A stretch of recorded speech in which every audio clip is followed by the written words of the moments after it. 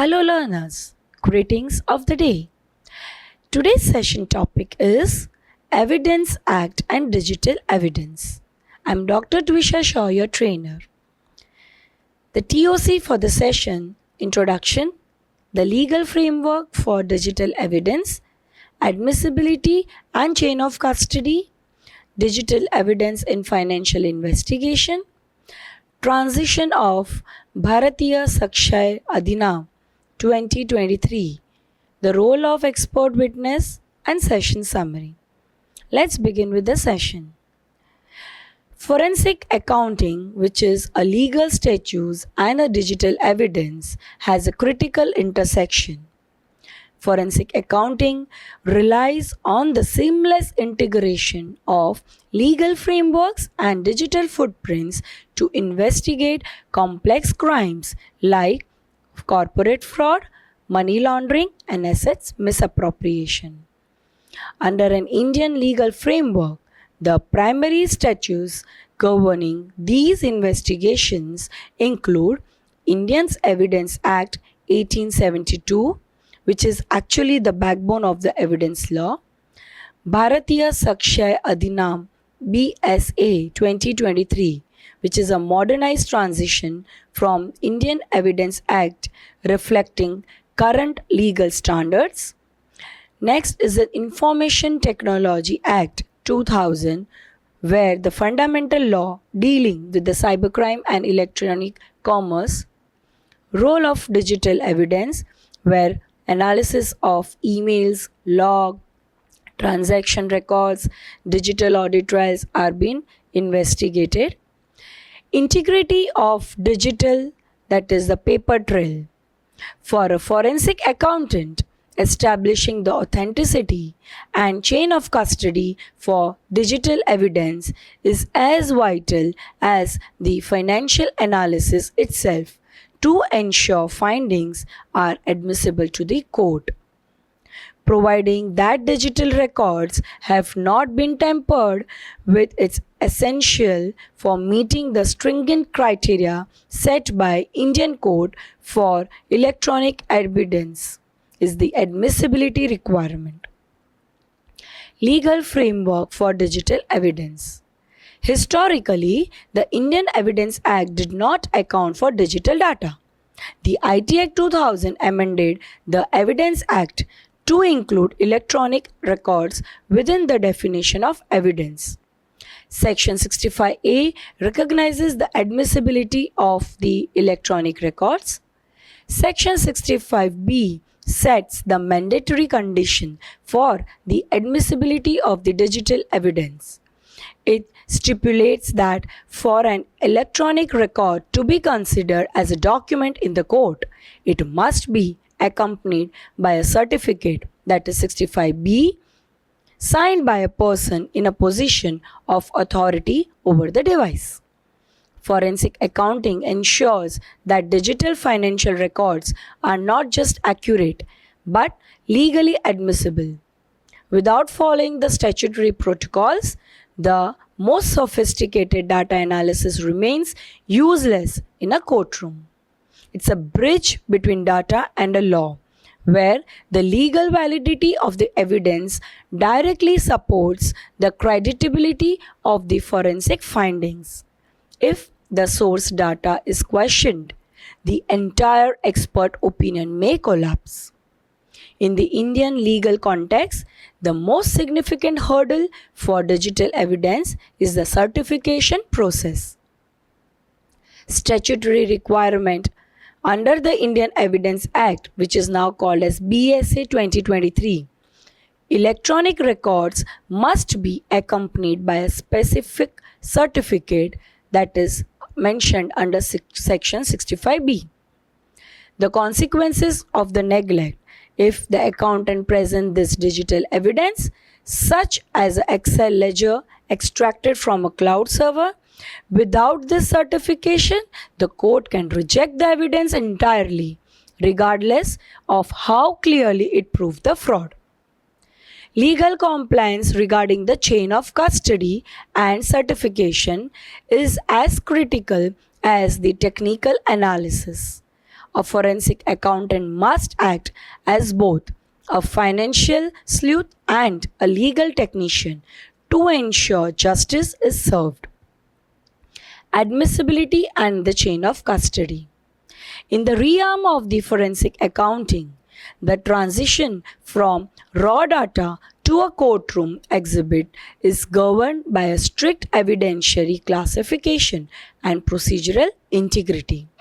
Indian law distinguishes between the source of data and its subsequent reproductions. That is primary evidence. Section 62, which is equal in the BSE. This refers to the original electronic record in its native environment. Example, if a specific physical server or the original hard drive of a laptop where the financial transactions are the first recorded. Second is the secondary evidence. Section 63 and 65, which is equivalent in the BSA. This includes any copies, printouts, or export of original data. Since forensic accountants rarely work on a live original system to avoid data corruption, they typically use cloned drives, cloud exports, or ERP system reports. These are all considered as a secondary evidence and require proper certification to be admissible. Now, the golden rule for the chain of custody.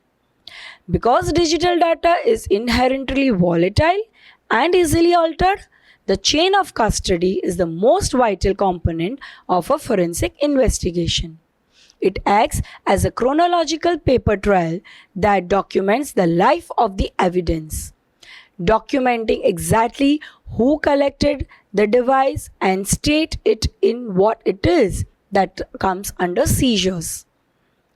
Hashing, that is, creating a bit for bit copy and generating a digital hash, that is, a unique fingerprint of the number. If even more character in an Excel file is changed, the hash value will change, signaling tampering.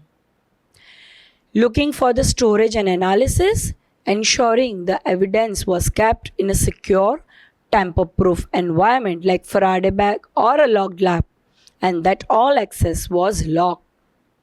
Demonstrating to the court that the evidence being discussed is identical to the data captured on the day one is the presentation.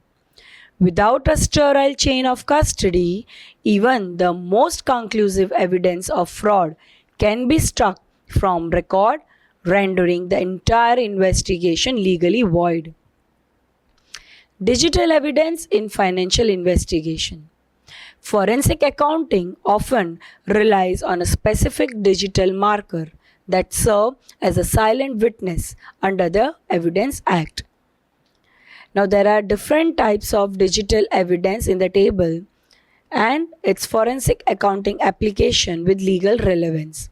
The type of evidence like metadata, system log, deleted files, digital signals, which have their own application in the forensic accounting, and the legal relevance to each has been mentioned in the last column, like section 45A, 34, 65B, 67A, where all the opinion, entries, admissibility proof has been mentioned. Now the transition of Bharatiya Sakshya Adhinam 2023. As of July 1, that is 2024, the BSA has replaced the Indian Evidence Act, officially modernized the legal treatment of electronic records, moving them from a secondary afterthought to a primary proof of proof. Key changes for forensic practitioner includes expanded definition of document, where under section 2(1) of D, BSA defined document has been broadened to explicitly include electronic and digital records. This eliminates the need for complex analogies to paper files. Now, server logs, emails, smartphones, messages on the WhatsApp or any signal, location data, and even voicemails have everything been included under this section.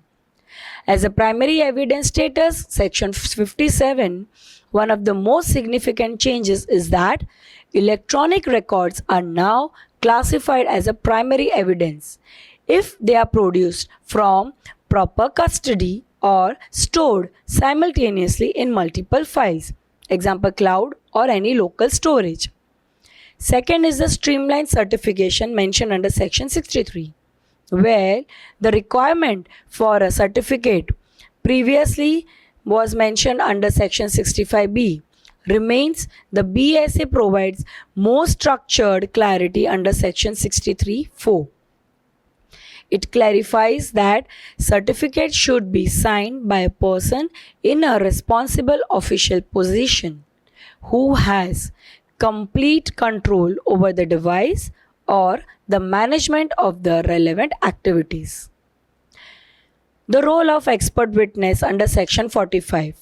Section 39 of BSA, that is Section 45 of Indian Evidence Act, established the role of an expert.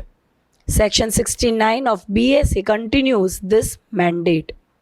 It allows court to rely on the opinion of persons specially skilled in foreign law, science, art, or electronic evidence.